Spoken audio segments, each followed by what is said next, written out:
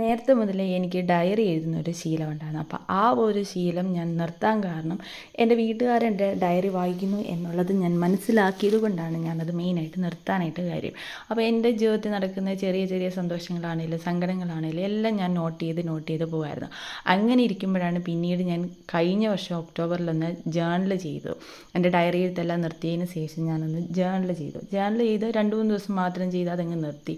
പിന്നെ എനിക്ക് ചെയ്യാനായിട്ടൊരു താല്പര്യമൊന്നും ഇല്ലായിരുന്നു. അങ്ങനെ ഇരിക്കെ എനിക്ക് ഈ 2-3 ദിവസം മുന്നേ തൊട്ട് എനിക്കൊന്ന് ജേർണൽ വീണ്ടും ചെയ്യണം. എൻ്റെ ലൈഫിൽ നടക്കുന്ന ചെറിയ ചെറിയ കാര്യങ്ങളാണെന്ന് പറഞ്ഞാൽ എനിക്കതൊക്കെ ഒന്ന് നോട്ട് ചെയ്ത് വെക്കണം എന്നുള്ളത് ഒരു തോന്നൽ എനിക്ക് തോന്നി. അങ്ങനെ ഞാൻ ചെയ്യുവാണ്. അപ്പം ഈ ഓഗസ്റ്റ് മാസം ഒന്ന് ഫുൾ എനിക്ക് ചെയ്യണം എന്നുള്ള ആഗ്രഹത്തിലാണ് ഞാനിപ്പോൾ ഈ ഓഗസ്റ്റിൻ്റെ ജേർണൽ കവർ ചെയ്യുന്നത്.